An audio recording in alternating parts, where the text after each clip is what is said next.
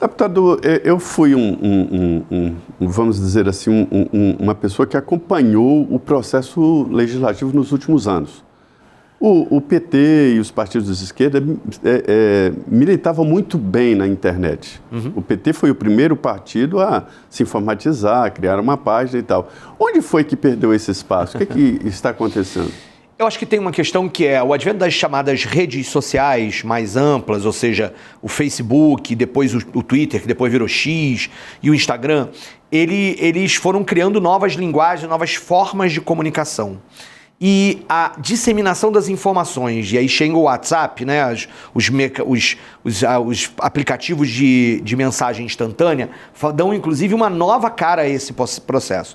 E aí nós temos uma questão importante, ou seja, como é que a mídia é regulada, né? Ou seja, a mídia como uma concessão pública, ela é absolutamente regulada. Nós aqui, deputado, somos mais regulamentados do que bomba atômica do Brasil. E, portanto, ter direito à opinião é uma coisa importante para o jornalista, para o canal de televisão, etc. Mas há uma regulação sobre, por exemplo, quando um canal de televisão de uma concessão pública começa a espalhar mentiras deliberadamente mentirosas. Isso vai ter problemas.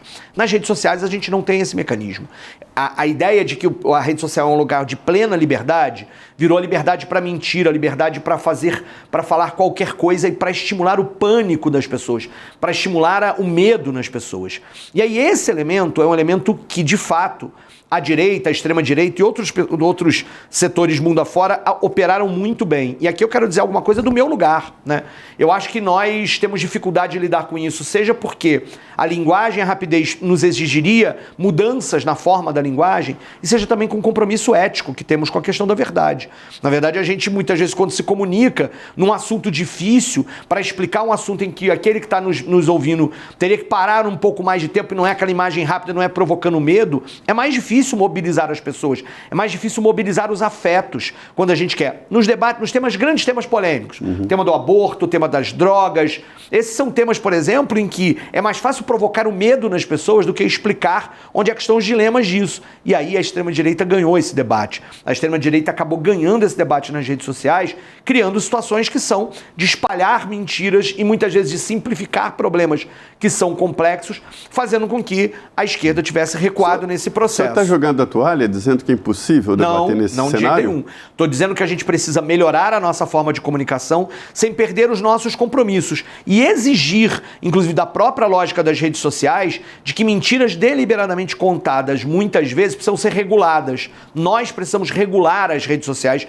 e isso é importante, porque precisa ter um balizamento ético que nos unifica naquilo que onde é o patamar comum do nosso diálogo. A divergência é absolutamente saudável e necessária, mas quando você tem fake news, quando você tem o exagero da notícia para provocar o medo e o afeto deliberadamente para um dividendo eleitoral, para uma mobilização real, uma mobilização de rua muitas vezes para isso, mas usando a mentira, usando a lógica do medo sobre as pessoas, isso é ruim para a democracia, isso é ruim para todos nós. Isso é manipulação, não é notícia, não é debate. Não é informação. O senhor atua muito na área de educação, é da Comissão de Educação da Câmara dos Deputados, né? Claro.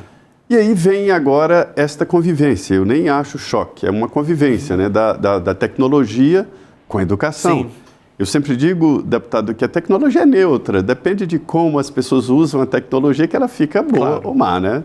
Santos Dumont viveu dilemas quando ele viu os aviões que ele projetou sendo usados para guerra e tal, mas é a vida, né? E aí, como é que é essa convivência? Eu tenho a impressão que o Congresso ainda não se atentou para essa novidade, porque não há grandes debates sobre isso. A gente discute essa questão das tecnologias, né, o uso da tecnologia na educação há algum tempo, mas isso é uma grande avalanche, né? Agora, na ordem do dia, inclusive, da Comissão de Educação, o debate sobre o uso do celular nas escolas. É um debate importante. Eu, particularmente, sou favorável de que a gente tenha restrição ao uso do celular nas escolas, porque ele, de fato, retém a atenção. Mas não seria a escola que poderia avaliar isso? Então, eu sou um defensor ferrenho da gestão democrática. Mas você sabe que muitas vezes, neste caso, quando nós estamos falando de algo que é um problema nacional, recorrente e permanente com cada estudante hoje, você ter uma lei federal pode ajudar. O celular, agora, ele provoca dificuldades para a educação? Porque ele virou uma extensão da nossa própria vida. ele virou uma extensão da nossa própria vida. Eu me lembro que no ensino médio eu gostava de levar um livro para a sala de aula, e às vezes numa aula chata, ficava embaixo da aula lendo o livro e não prestando atenção na aula. Mas, gente, quantos faziam isso? Qual era o problema? O problema agora a gente fazia isso. Só que o problema é a escala do problema. É a escala do problema, Zé Maria, é a escala do problema. O celular, ele prende a atenção de uma forma tamanha que o aprendizado está prejudicado na sala de aula. Eu tenho certeza que as escolas precisam pensar em estratégias para lidar com isso, mas eu estou muito convencido de que tamanha força, eu estou aqui, eu posso estar na entrevista contigo perguntando, pô, será que eu respondi aquela mensagem? Tem uma outra aí, será que está acontecendo alguma coisa? Virou a extensão da nossa vida. A gente não consegue mais viver sem. E o momento da escola é um momento, inclusive, de um processo de educação digital. E estar sem o celular é também educação digital, sobre entender que aquilo não é a vida toda. A tua vida não pode ser a extensão do celular. O celular tem que ser mais do que isso. Por isso eu acho que, acreditando que as escolas têm que ter o poder de adaptar a regra, a restrição do celular em escola é algo importante. Sim, deixar para as escolas usarem, né? Deputado, eu entendo que, e eu gosto muito do tema educação, acompanho muito bem, que há uma covardia no momento. O professor, numa sala de aula, a única evolução, a grande evolução foi o fim do giz. Passou a ser um pincel e a lousa começou a ser branca e não preta. Isso foi uma revolução, não tem mais giz, não tem pó de giz, para se ter uma ideia. E o professor concorre com aulas online, com Harvard tem várias aulas no YouTube, enfim, é uma concorrência desleal. Sim. Como prender a atenção dessa nova geração com um pincel na mão. Eu me lembro que mesmo quando eu fiz faculdade, já lá se vai mais de 30 anos, esse também era um problema. Como é que você prende a atenção num mundo que está cada vez mais digital e a escola parece ter parado no século XIX? Uhum.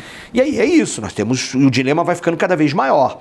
É preciso introduzir a tecnologia na sala de aula, de forma a aprender a atenção... a realidade, né? Claro, a realidade claro.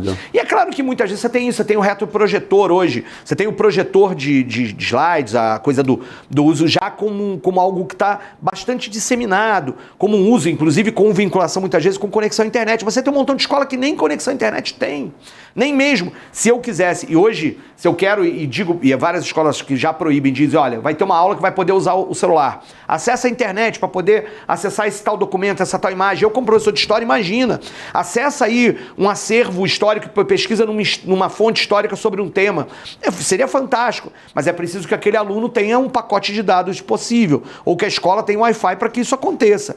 Para que a gente avance com isso, a escola precisa avançar na tecnologia. E aí nós batemos num problema aqui no Brasil. Financiamento. O Brasil, quando comparado aos outros países da OCDE, ainda é um dos países que menos investe em educação. E nós precisamos ampliar isso. Como nós vivemos num critério de restrição de gastos, de teto de gastos, você não consegue investir tudo aquilo que você precisa. O Brasil tem atrasos históricos na educação que vêm de longo prazo, que só serão resolvidos quando nós tivermos um investimento de fato nas escolas, nos professores e nos demais profissionais de educação, porque a escola nunca é só o professor. Você tem que formar bem o professor para esse novo tempo, estruturar a escola para o novo tempo para ser melhor e apostar num diálogo democrático com os alunos, porque a escola precisa ser um bom lugar, um lugar que ele goste de estar presente, e não um depósito de alunos. E muitas vezes é isso que está fazendo.